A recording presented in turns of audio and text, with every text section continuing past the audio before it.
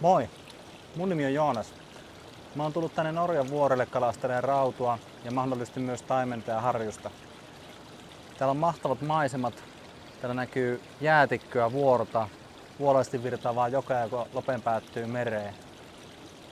Mä oon reissussa yksin. Tarkoitus olisi olla 7 päivää. Liikun ja vaihan leirejä tarpeen mukaan ja pyrin kalastamaan sekä jokia että järviä. Mulla on perhovehkeet ja virveli mukana, mutta tuulen puolesta sitten pitää katsoa, että millä kalastetaan. Vesi on aika lämmintä nyt ollut, joten voi olla, että raudut on ainakin tosi syvällä, että pitää päästä pitkälle rannasta. Tervetuloa mukaan!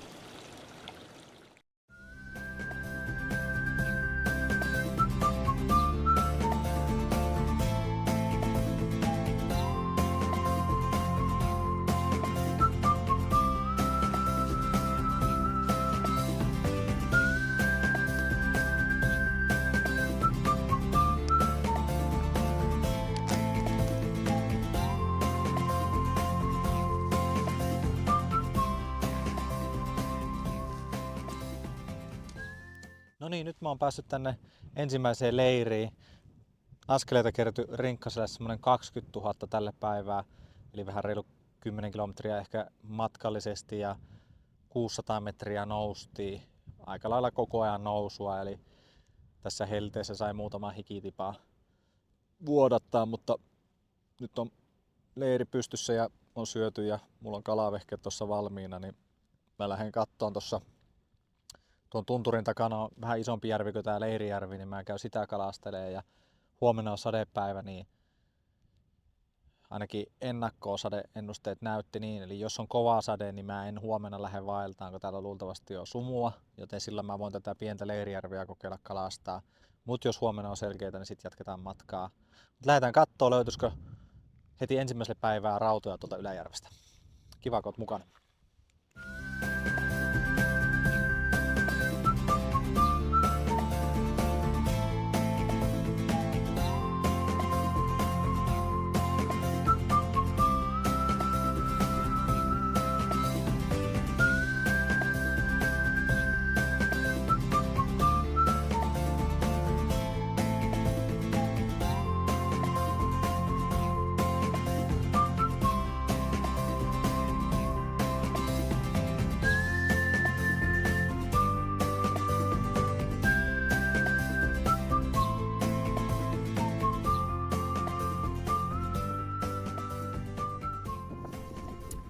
Eka järvi ei tuottanut kyllä mitään. No oli siellä itse asiassa yksi kalanpoikainen, mutta muuten aivan hiljasta. Ja tässä on aikamoinen tämä mun maasto kävellä. Tää on tämmöstä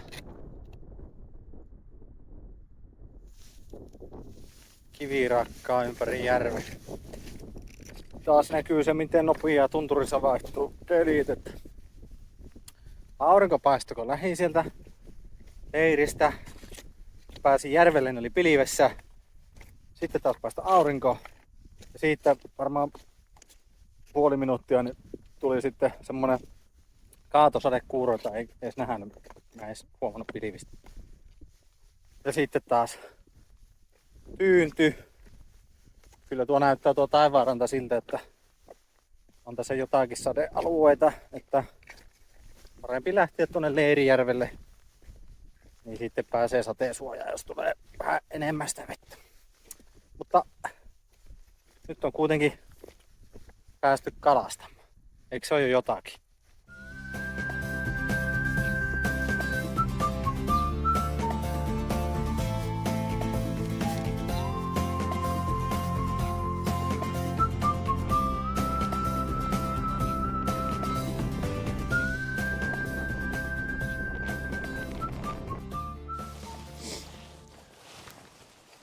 Huomenta. Ensimmäinen yö on nyt nukuttu täällä. Ei tullut sadetta. Varmaan yritetään nyt lähteä sitten jatkaa matkaa. Tässä Leirijärvessä ei nyt näy mitään tuikkeja tai mitään semmoista eloa, että ei varmaan kannata tätä jäädä kalastaa. Tuossa niin kun jonkun matkan päässä on seuraavia järviä, niin voidaan tehdä silleen, että edetään. Ja sitten jos toi sade tuolta tulee, niin laitetaan leiri pystyyn. Eka leiri jäänyt taakse. Keli on kyllä parempi kuin mitä se uhkaili ennusteissa ainakin vielä. Täällä on ollut tämmönen suht tyyni aamu. Vähän on tuolla ylempänä, näyttäisi olevan vähän pilvet matalalla, että voi olla, että mennään pikkusessa uusuvassa kohta, mutta mä nyt ajattelin, että parempi se on siirtää ja toivon mukaan löytää kalapaikkoja, joka jäädä tähän välttämättä nyt, kun on kuitenkin mahis liikkua, niin tossa nyt ainakin 3-4 kilometrin päässä on potentiaaliset kalajärvet, niin jos se sade nyt tulee, niin laitetaan siihen sitten leiriä. Jos ei, niin ehkä kalastellaan siinä hetki ja mietitään sitten, että mitä tehdään.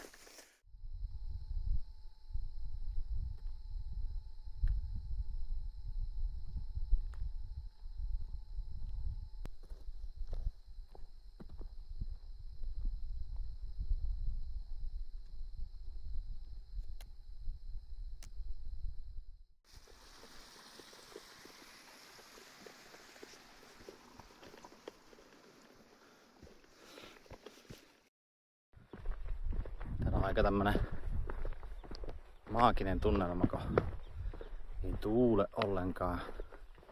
Ollaan jossakin 900 metrin korkeudessa merenpinnasta. Mä menen aivan tämmöisessä sumussa. Ei kuuluko tunturit kihujen ääntä. Ja tuossa eilen illalla näin itse asiassa haukankin ja se oli hienon näköinen semmoisessa kalliorenteessä. Haukka vihelteli.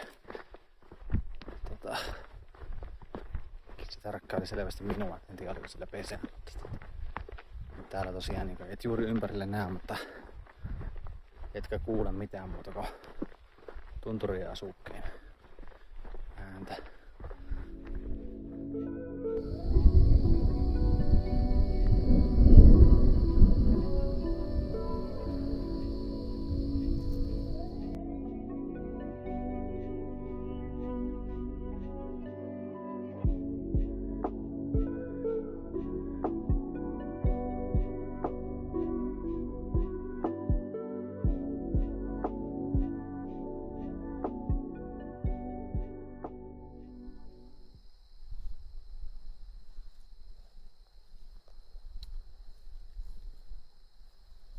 Kyllä se piti paikkansa, että tultiin tähän sumuuselle tai toiselle järvelle tässä sumuussa, niin se vissiin paransi tuota kalantuloa. Sieltä tuli tämmönen 120 grammanen rautu ja sitten tämmönen pienempi tuli alku. Nyt mulla on kalaa vähäksi aikaa. Aivan mahtavaa hommaa. Ei tullut nollareissu, yes!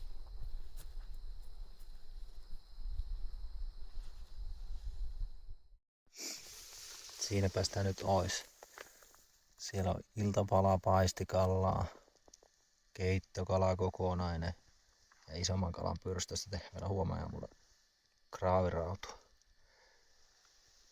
Nyt ruvetaan tekemään lounaaksi joku pasta-annos, alkaa olla melko nälkä. Tässä on aika pitkä päivä menty ilman ruokaa. Niin ukkonen tulee jytiseen, niin katsotaan jos keli selkeä, niin lähdetäänkö kalaa vai pidetäänkö sade, että lepokin maistuu.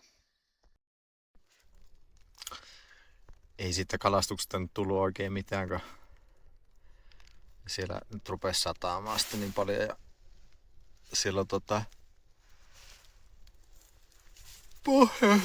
pohjastuuli.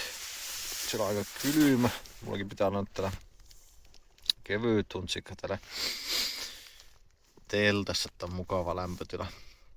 Tää oli oikeastaan tiedossa, ainakin alkuperäisesti, että mulla luultavasti tulee tämmönen sadepäivän pito. Toivotaan, että tämmöistä tasaista jatkuvaa sadetta ja ei kylmää, ei ole sitten montaa päivää putkeen, koska tarkoitus vähän vaihtaa leiriäkin aina. Se on vähän tympeä vaihtaa, jos on kovin märkä. Mutta toivotaan, että huomenna keli paranee ja vaihdetaan maisemaa. Edetään. Reitti menee silleen, että mulla on mahdollista tässä vielä palatessa käydä, niin ei jää tähän sitten.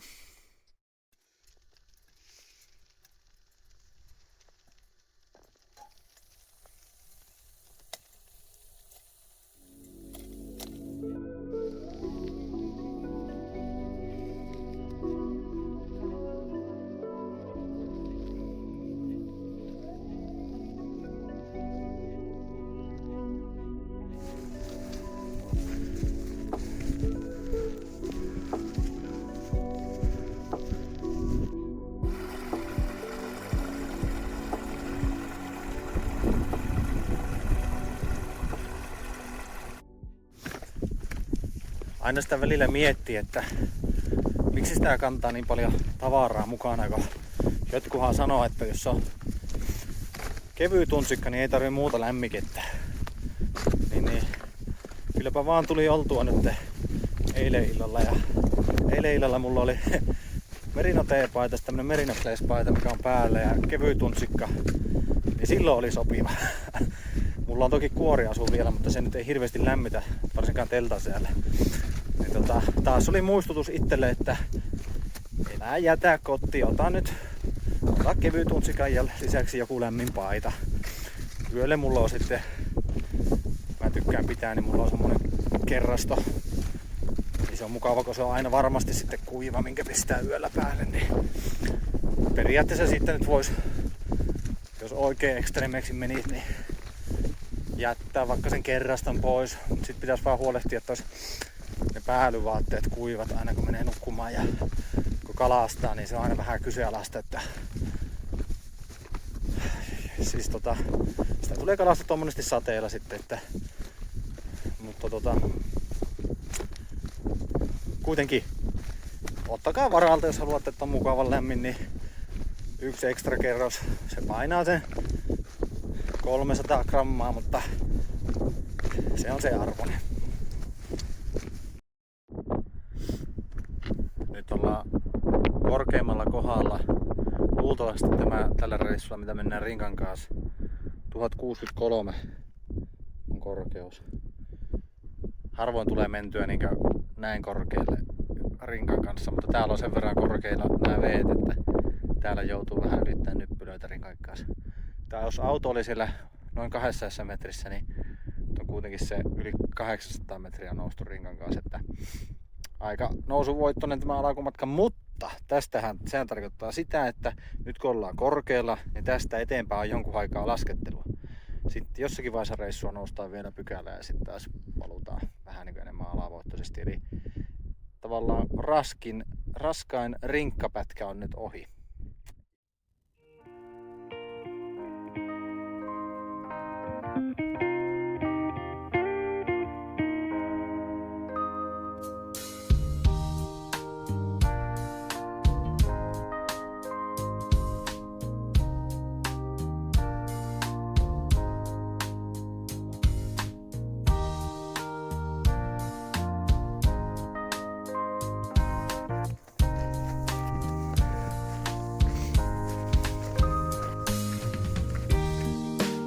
Tässä joutuu ihan vuorikiipeilyä tekemään.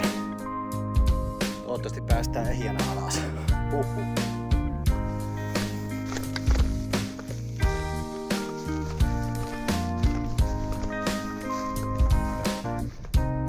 Kattokaa mitä täältä löytyy. On tämä hyvä merkki.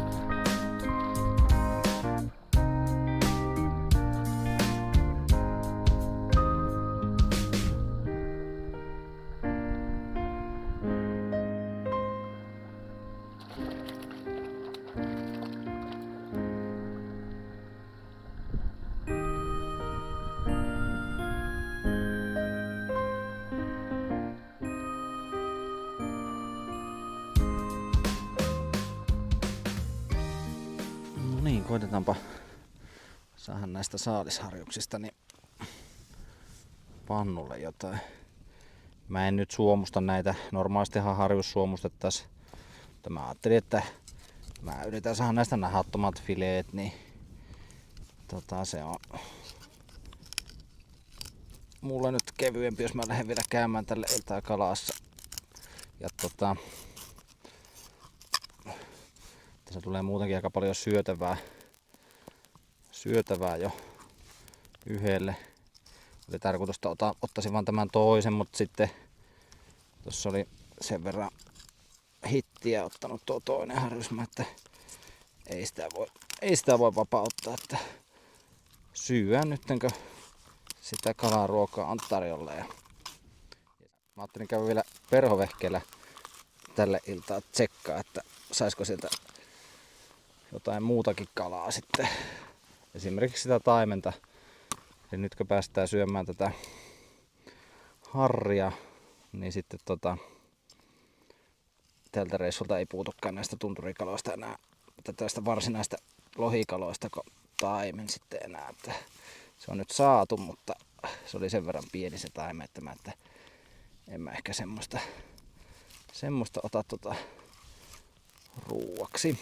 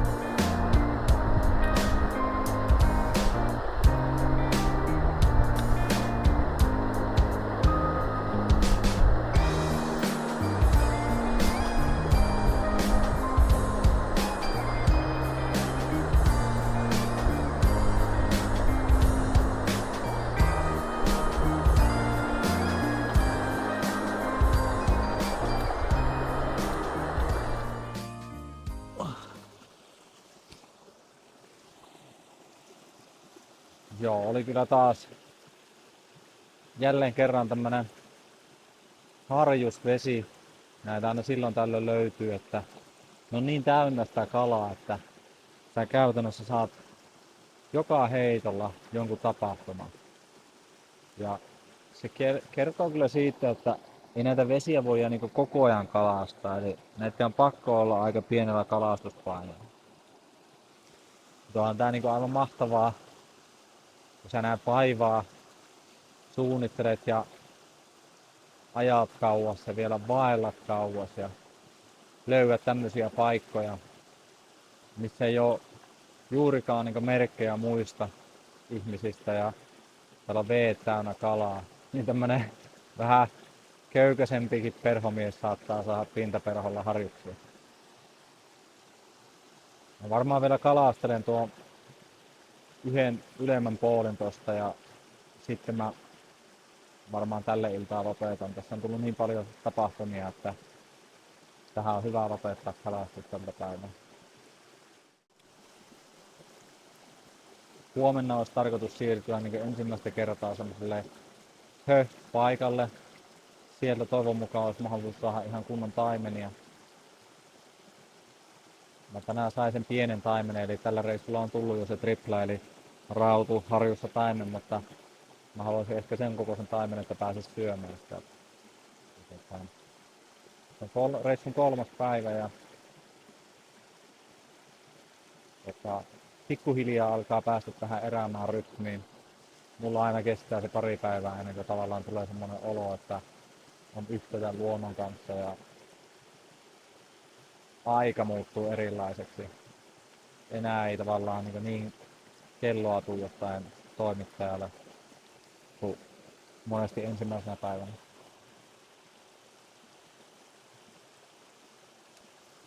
Mut lähdetään tästä vielä kalastelemaan tuo ylempi puoli ja sen jälkeen valutaan tonne telttaan ja iltapuuhun.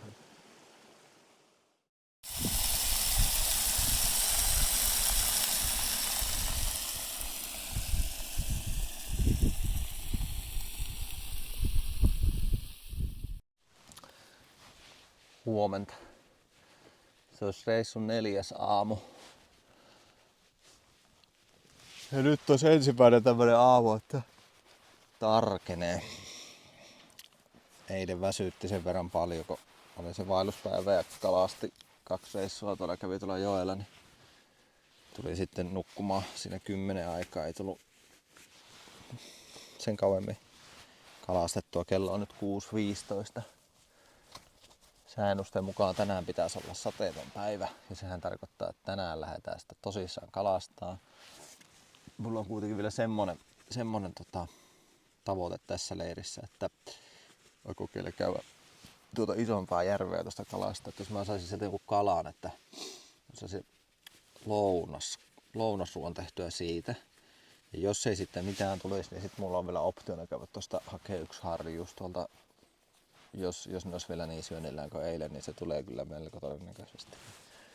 Saa kalaruoan tehtyä sitten. Ja sitten olisi tarkoitus käydä tässä vielä uimassa ennen kuin lähtee jatkaa. Mutta seuraava leiri on sitten tästä isosta järvestä laskeva joki.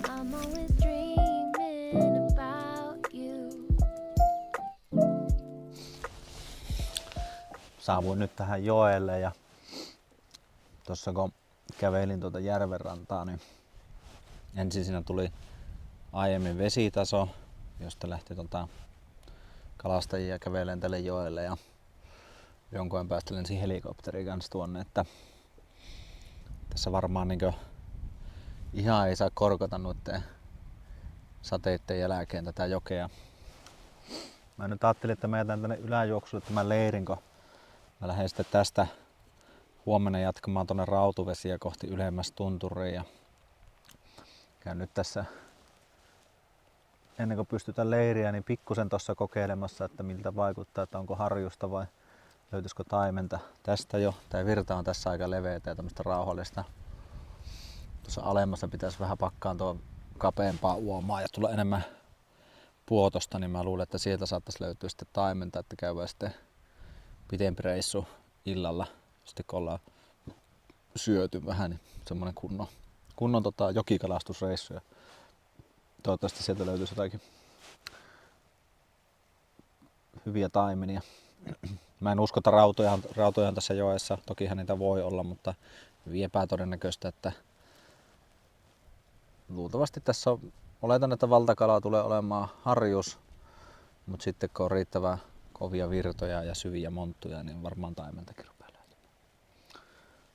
Mutta nyt on ainakin keli tämmönen puolipilvinen, välillä paistaa aurinko, välillä pilvessä, niin nyt on niinku mahtava kalastussää. Ja nautitaan siitä nyt, kun sitä tarjotaan.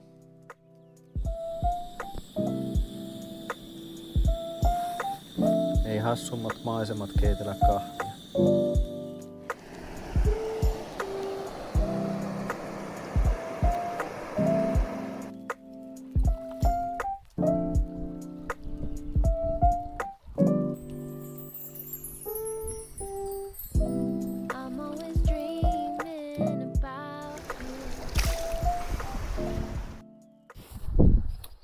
Täällä olisi kyllä telttamaastoista niin kilometritolokulla. Tuolla on muuten komia vesiputos tuolla vasemmalla, ei varmaan näy tässä kamerassa.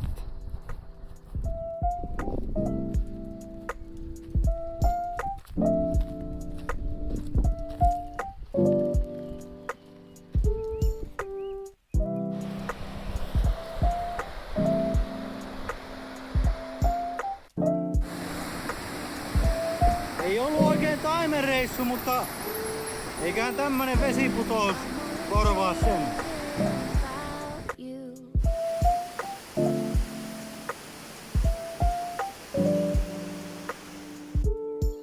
Ei se ihan taimenta oo, mutta ehkä se kelpaa.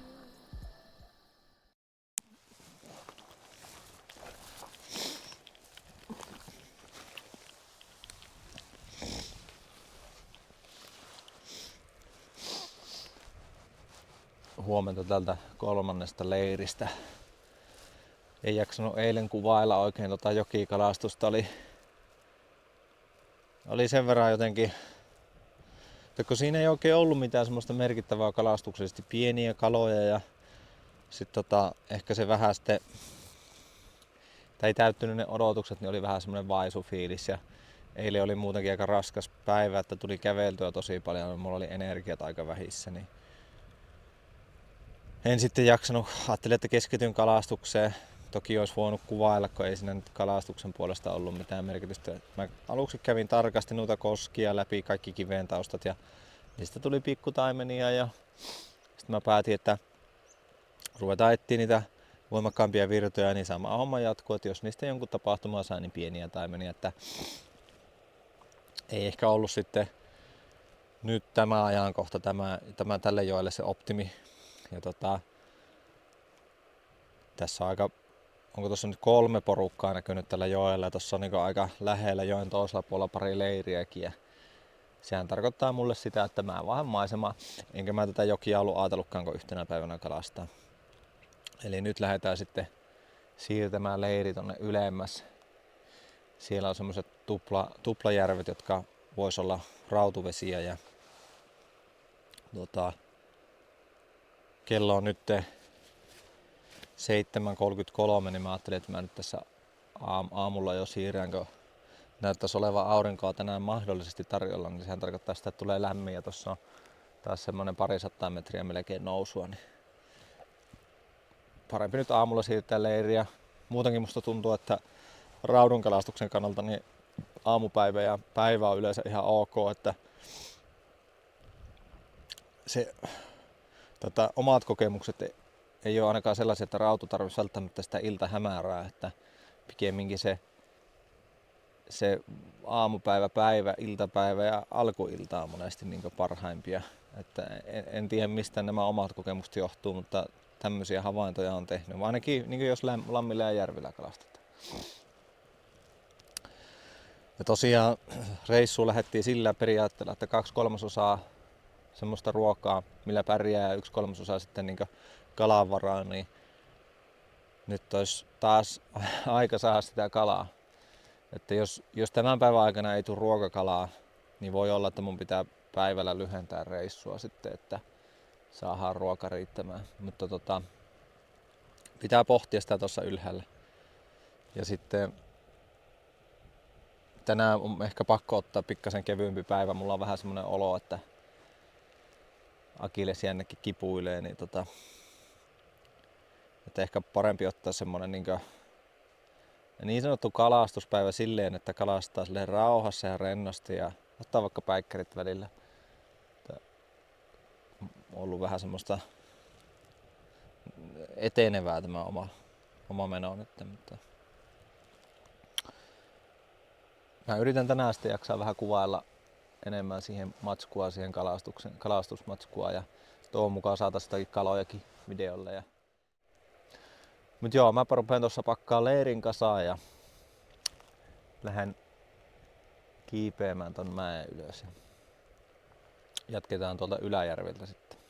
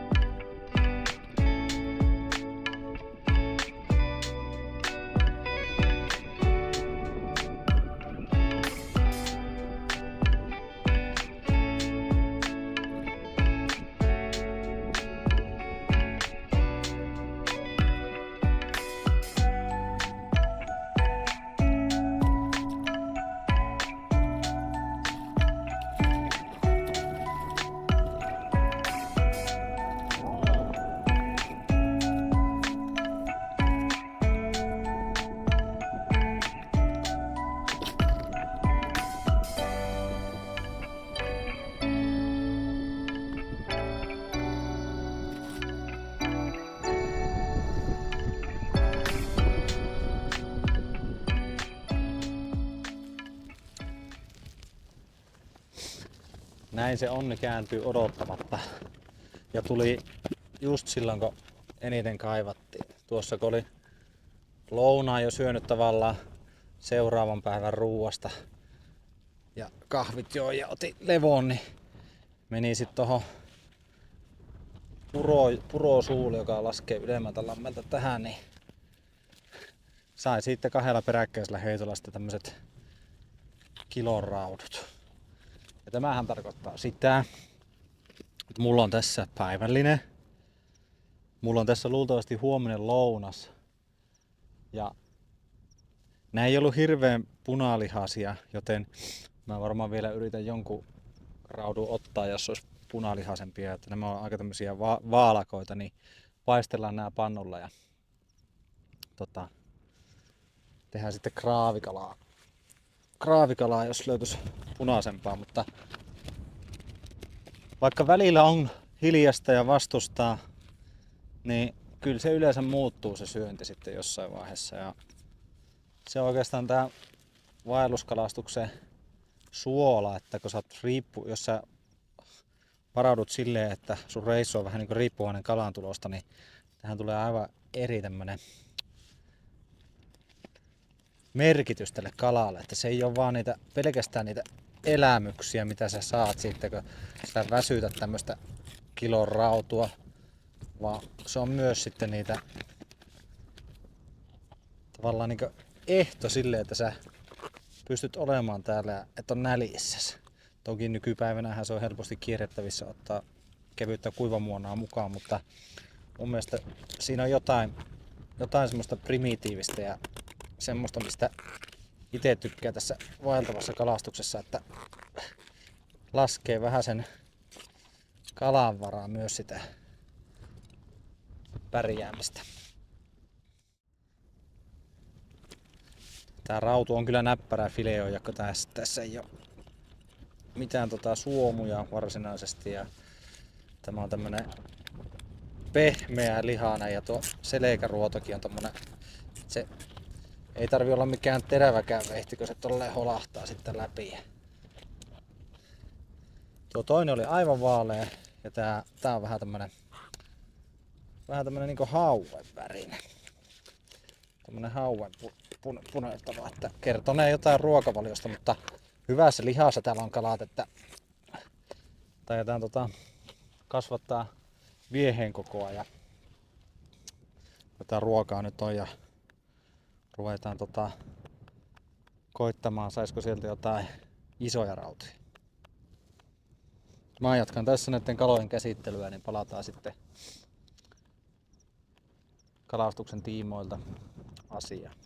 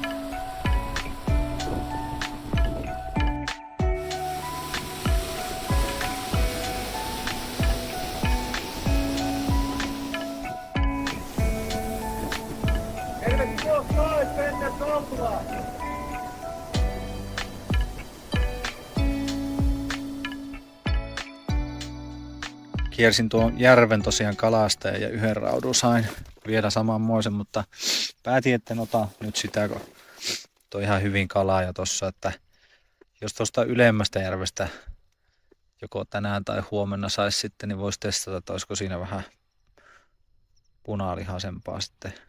Se on ainakin visuaalisesti mukaan pysyä kraavikalaa, jos on punaista. Tuosta löytyi tuosta jokien välistä, ei ihan tähän näkyä. Ei, mutta siellä valuu tuo koski silleen, että siinä on pieniä putouksia, niin sitten sai hyvää suihkua sitten putouksen virrasta. Ja tässä tämmönen vinkki vitonen, että jos kannatte kameratelinettä mukana, niin siitä saa ihan pätevän vaatteiden kuivaustelineen. Nyt sitten on näköjään yhdet bokserit tippunut, mutta käydään nostamaan takaisin.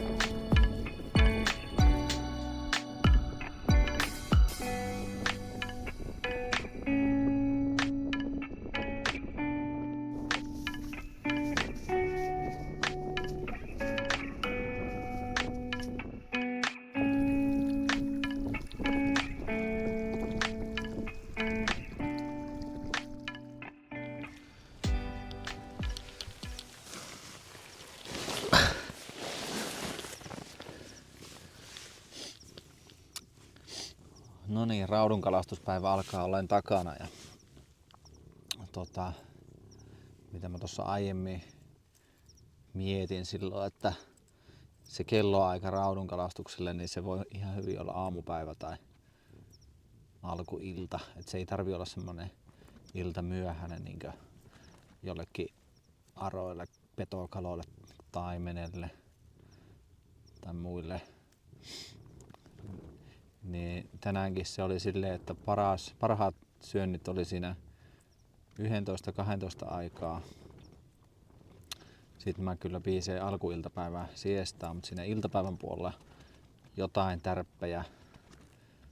Mutta sitten taas 6-8 niin sit tuli taas niin tärppejä ja sain ylös. Ja sainko mä nyt kokonaisuudessaan 6 rautua tänään. Yksi tuli semmonen, olisiko 300-400 gramman ja muut oli siihen 700 grammaa ja kiloon väliin. Eli aika hyvä raudunkalastuspäivä sinänsä. Että mitään tosi isoa rautua ei tullut, mutta onhan nuo tommoset kilon kalat jo ihan kivoja kalastaa ja hyviä ruokakaloja. Ja mä nyt kerkesin kalastaa nuo molemmat järvet, joten mä varmaan huomenna aamulla, jos keli sallii, niin pakkaan taas leirin. Lähden siirtymään sinne samalle järvelle, missä vietettiin toinen yö. Tai niitä on 2 järveä, niin ehkä nyt siihen toisen järven rantaan sitten. Sitä mä en kalastanut kuin hetken, mutta sitten mä sain silloin ne reissun ensimmäiset raudut. Ja sieltä on tullut itse asiassa reissu isoinkin rautu, niin se voisi olla ihan hyvä. Ja pikkasen alkaa nyt jo tässä niinkö semmonen niinkö reissu tai koti-ikävää. Olisiko se koti-ikävää sitten, kun siellä on vaimo ja pikkunen kotona, niin alkaa jo vähän olla silleen, että joutuisiko tässä jo palata kotiin. Mutta jos siihen menisi, niin siitä olisi semmoinen 15 kilsaa sitten vielä autolle ja se on semmoinen sopiva marssi. Ja sitten jaksaa vielä ajaa autolla, että se on suuri osa alamäkeä sitten. Sitten semmoinen kyssäri, että jos satut tietämään, että minkä valmistaja uisti on tämä on ollut mun ylivoimaisesti paras rautulusikka. Tykkään muutenkin lusikoita käyttää. Mutta tästä alkaa tuo maalipinta lohkeilemaan, niin tämä on vähän tämmönen smoltin tapainen mutta ei smoltti, koska tässä on kovera tuo toinen puoli ja kupera toinen puoli. Tää on painava, josko tää tämmönen 60 millinen lentää älyttömän hyvin tuulessa, mikä on valtti täällä rautuvesillä. Täällä monesti tuulee, niin kuin tänäänkin on varmasti ollut semmoista 8 metriä sekunnissa tuulta ja puuskissa vielä enemmän, että täällä ei paljon lippavälineillä olisi tehnyt mitään tänään, olisi jäänyt kalat saamatta. Mutta kommentoi tuohon videolle, jos tiedät kenen valmistama, mikä malli kyseessä, niin voin nostaa näitä sitten lisää.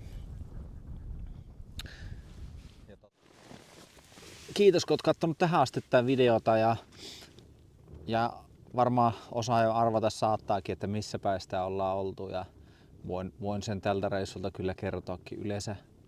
Yleensä en kerro tarkemmin, että missä on ollut, mutta Rostan laakso Norjan puolella ja ne, jotka haluaa, niin varmaan pystyy selvittämään videoiden ja puheiden perusteella, että mitä vesiä on kalastettu, mutta sen mä jätän teille.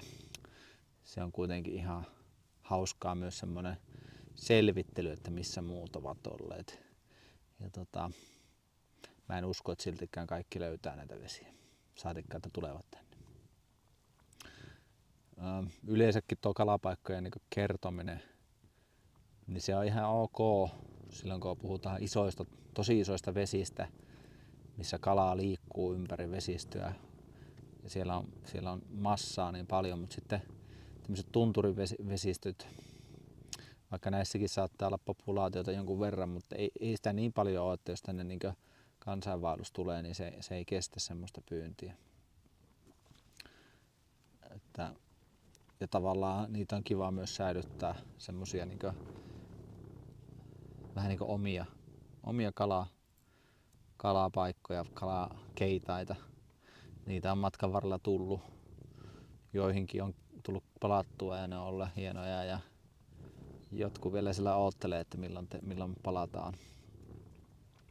Ehkä tässä vaiheessa reissua voisi sanoa, että kun tää on tämmönen ensimmäinen yksin reissu ollut, että voi kyllä antaa itselle täydet 10 pistettä, on tullut toimeen tosi hyvin. Itse asiassa reissufiilis ei niin paljon edes eroa siitä, että ollaan ryhmässä. Tässä semmoinen yleinen fiilis täällä, että samalla tavalla täällä rauhoittuu, mutta ehkä sen verran on pakko myöntää, että porukassa niin on se vielä asteen hienompaa, kun sä saat jakaa niitä kokemuksia. Toki hyvät puolesta on tässä yksin reissaamissakin se, että sä voit mennä ihan oman tahtisesti ja sit sulla jää aikaa esimerkiksi tähän kuvaushommaan. Tätä nyt on kerennyt ottaa valokuvia ja videoita tosi paljon enemmän kuin normaalisti. Mutta sitten taas on asioita, mitkä on paljon aikaa vievempiä. Kaikki ruoanlaittoa, eväiden tekoa, majoitteiden pystyttämiseen ja tämmöiseen liittyvät asiat on ryhmässä nopeampaa ja tehokkaampaa. Meillä on ollut aina tapana sitten, että me niin jaetaan retkikeittiöt ja majoitteet ja tehdään yhdessä eväät ja ruuat, että ei ole silleen niin jokaisella omat kaikki, vaan kannetaan tavallaan niin ryhmän kamppeet ja se on ollut tosi mukavaa siinä vähän niin jakaa. Se on semmoista yhdessä tekemistä ja toimimista ja se on osaltaan tosi mukavaa täällä. Näin tulee tällainen tilanne, että ei saa reissuseeraa, niin tietää, että pystyy yksinkin lähteä, mutta kyllähän sitä mielellään niin seuran kanssa täällä olisi, niin saisi jaettua niitä hetkiä ja kokemuksia ja tunnelmoitua iltaisin. Ja ainakin itselle toimii ehkä semmoinen ryhmässä eräily paremmin sitten. Mutta vielä meillä on ainakin se pari yötä tätä reissua, tai mulla on sitä, jaan sen teidän kanssa. Ja toivottavasti sieltä löytyy vielä jotain semmoista mielenkiintoista tai hienoa, mitä saisi kameralle. Ja eihän sitä koskaan tiedä, vaikka sieltä tulisi sitten semmoinen jättiläisrautu. Mutta mä rupean nyt paistaa iltapalaksi rautua ja keittelen teetä ja pikkuhiljaa painumaan yöpuulle. Ja näemme huomenna. Hyvää yötä.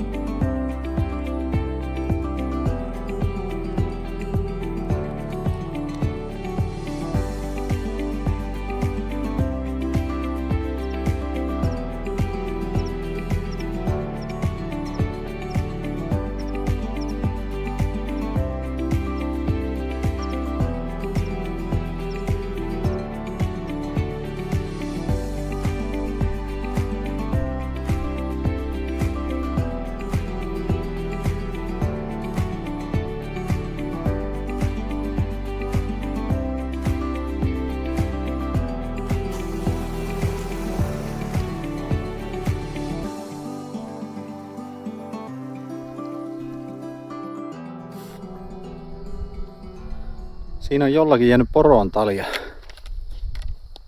Onkohan tarkoituksella tippunut vai jätetty? Erikoista. En teidän jaksa kantaa kotia. On sen verran paina.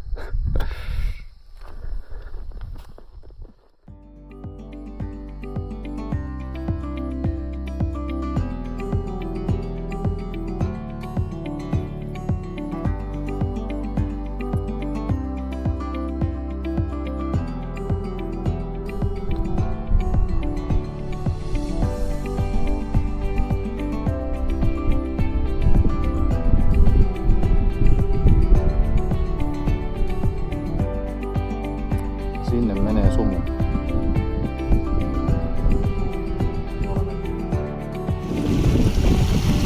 Tässä on hauska puroko. Se laskee tästä ylemmältä järveltä alemmalle järvelle. Mutta maan alla.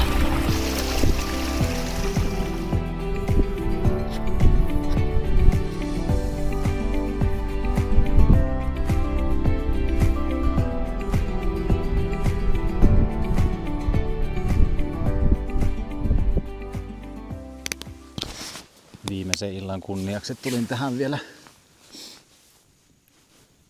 tulistelemaan ja tunnelmoimaan. Nyt on vähän tuo sumuki ja hellittänyt ja ajattelin tässä vielä popcornit ja iltateet ja leivät syyä ja on kyllä ollut hyvä reissu. Ennen kaikkea onnistunut siinä mielessä, että tää oli ensimmäinen reissu mulla yksin, viikko yksin.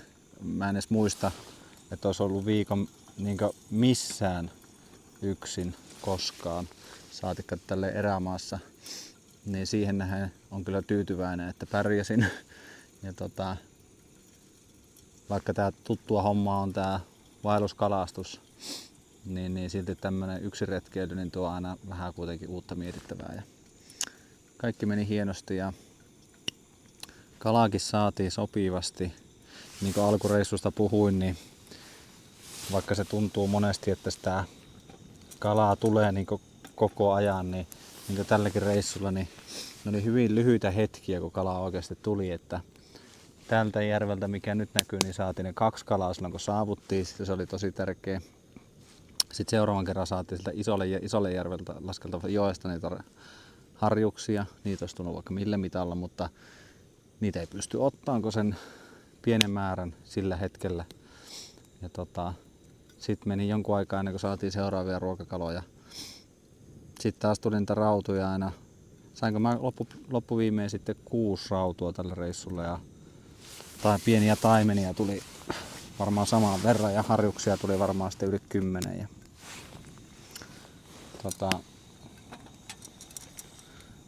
silleen niin kalaa määrällisesti niin onnistunut reissu. Mutta ehkä semmonen yksi asia, mikä tästä kuitenkin jää mieleen, on se, että silti kuitenkin kun ryhmässä ollaan, niin se on ehkä itselle toimivampi juttu, että tavallaan se kertaa sitä iloa niistä asioista, mitä täällä näkee ja kokee, kun on ihmisiä, joiden kanssa jakaa sitä. Tokihan mä voin kertoa niistä teille ja kertoa reissujen jälkeen läheisille, mutta se ei ole samaa kuin jakaa niitä kokemuksia jonkun kanssa, ainakaan itselle.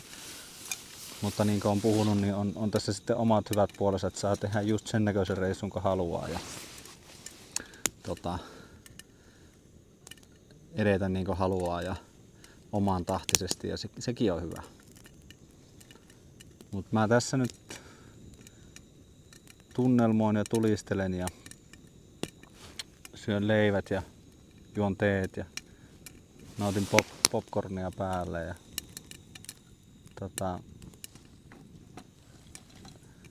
sitten pikkuhiljaa siirryn tonne nukkumaan hommiin. Ehkä tässä vaiheessa on aika kiittää teitä, kun jaksatte seurata tämän videon ja toivottavasti tässä on ollut jotain semmoista, mikä on ollut niinku mukavaa katseltavaa tai ehkä semmoista, mitä on hoksannut tai oppinut tai ehkä tää intouttaa sitten jotakin tekemään tämmöisiä reissuja ja jos yksikin ihminen saa tästä jotakin, niin se riittää. Kiitoksia kun olit mukana ja hyviä kalaretkiä sullekin. Moikka!